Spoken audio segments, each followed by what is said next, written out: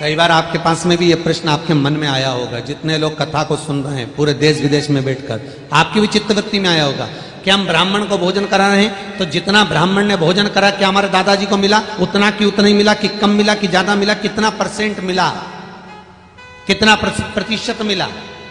हमने गौ माता को भोजन दिया अपने दादाजी के निमित्त से, हमने गौ माता को चारा दिया हमारे काका जी के निमित्त से, हमने गौ माता को भोजन दिया हमारी माता जी के निमित्त से, उसको कितना परसेंट माता को मिला, कितना प्रतिशत दादाजी को मिला।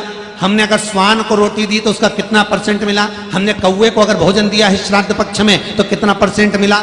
ये हर व्यक्ति के मन में एक प्रश्न आता है कि हम अगर दे रहे हैं कौवे को भोजन, हम बच्चे कहते हैं मम्मी कौवे को क्यों देती है, कागा को क्यों दिया, तो उसका भाग कितना है। एक ब्राह्मण को भोजन कराया उसका कितना परसेंट मिलेगा, एक गौ माता को दिया उसका कितना परसेंट मिलेगा, एक कुत्ते को भोजन दिया उसका कितना परसेंट मिलेगा, अगर कौवे को भाग दिया है तो उसका कितना परसेंट मिलेगा। श्राद्ध पक्ष में जो भाग हमने ब्राह्मण गौ कागा स्वान को जो दिया गया है उसका कितना परसेंट भाग हमारे पूर्वजों को, हमारे गए हुए जीवों को प्राप्त होता है। गरुड़ पुराण में जयंत ने इंद्र से यह प्रश्न किया।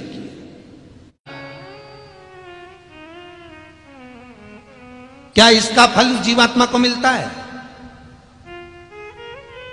तो गरुड़ पुराण 9वां अंश उठाइए, उसमें लिखा है ब्राह्मण संत साधु सन्यासी तपस्वी साधक उपासक आपके दरवाजे आकर अगर भिक्षा मांग कर लेकर जाएगा उसका फल आपके पूर्वजों को मिलेगा।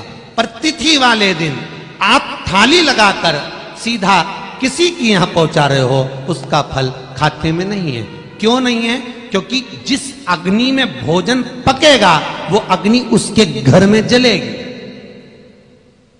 अगर श्राद्ध पक्ष में जो भोजन बनता है उसकी अग्नि घर के अंदर रसोई घर में जलना चाहिए, तो उसका फल हजारों लाखों गुना प्राप्त होता है। हजारों लाख,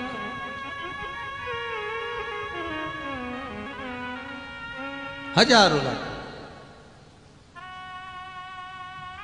महाराज ब्राह्मण का आधा हिस्सा पूर्वजों के खाते में जाता है। कितना सुंदर लिखा है गरुड़ पुराण के अंदर, कितने समय तक श्राद्ध पक्ष में एक तिथि में जो ब्राह्मण भोजन करता है उसका भाग पूर्वजों को कितने समय तक चलता है। ब्राह्मण गौ स्वान कौआ 4 जब श्राद्ध पक्ष में भोजन ग्रहण करते हैं उसका हमारे पूर्वजों के पास कितने समय तक चलता है। एक तिथि का भोजन जब ब्राह्मण आपके घर में करता है उसका भाग शास्त्र कहता है 4 श्राद्ध होते हैं। कितने श्राद्ध होते हैं? 4। हिंदू धर्म में 4 नवरात्रे होते हैं, 4 श्राद्ध होते हैं। 4 नवरात्रे 4 श्राद्ध स्टेप में चलते हैं। पहला श्राद्ध, अभी ये श्राद्ध होने के बाद में फिर 4 महीने बाद एक श्राद्ध आ जाता है, फिर नवरात्र आती है, गोपनीय नवरात्र आती है, फिर चैत्री 2 नवरात्र तो आप जानते ही, एक चैत्र की एक अश्विन की, पर बाकी के बीच बीच में नवरात्र आती है गुप्त, उसके पहले श्राद्ध आता है। 4 महीने तक एक श्राद्ध से लेकर दूसरे श्राद्ध की तिथि तक तुमने जो भोजन कराया उसका भाग जीव को प्राप्त हुआ।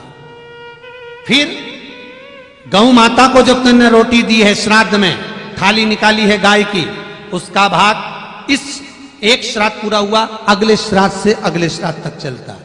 फिर स्वान का, फिर आखिरी में कौवे का रहता है महाराज, सबसे आखिरी में। ऐसे पूरे 4 महीने निकलने के बाद में 4-4 महीने का गैप करते करते 12 महीने के क्रम को पूर्ण करते करते ऐसे मिलाते मिलाते फिर कौवे का और फिर ब्राह्मण का श्राद्ध पूर्ण आता है, तब जाकर हम मुख्य श्राद्ध पर पहुंच पाते हैं और तुम्हारा खिलाया हुआ भाग जीव को धीरे धीरे धीरे धीरे प्राप्त होता रहता है। धीरे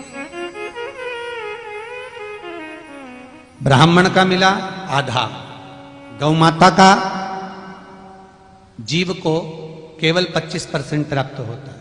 क्यों? गौ माता जिस चारे को खाती है, गौ माता जिस गुड़ को खाती है, गौ माता जिस भोजन को करती है उसका 75% देवताओं के खाते में जाता है। देव खाते। सारे 33 कोटि देवता इसलिए कहते हैं गौ माता के अंदर विराजमान है, क्योंकि गौ माता से वो भाग भी लेते हैं और गौ माता को देते भी। इसलिए हमारा हिंदू धर्म कहता है कि गौ माता के निमित्त यदि हमने 1 रुपया भी निकाला है, गौ माता के निमित्त यदि हमने 1 रोटी भी निकाली है, तो उसका लाखों गुना पुण्य हमारे खाते में आ जाता है, लाखों गुना।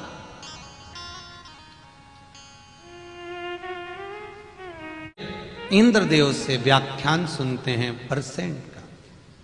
फिर आया स्वान का, तो महाराज स्वान को हम जो भाग प्रदान करते हैं उसका मात्र 25% स्वान अपने लिए रखता है, 75% पूर्वजों को दान दे देता है, पितृपक्ष। कौए का भाग, कौए का जो भाग है महाराज, कौआ दुनिया में केवल एक ही पक्षी ऐसा है, एक ही पक्षी ऐसा है जो पितरों के लिए पूर्ण समर्पित है, और वो कौआ है, केवल 16 श्राद्ध में कौए को जो भोजन मिलता है, कौआ वो भाग पितरों को दे देता है, और उसकी जो उदर में विष्ठा बनती है, वो विष्ठा कौआ जहां तहां छोड़ देता है।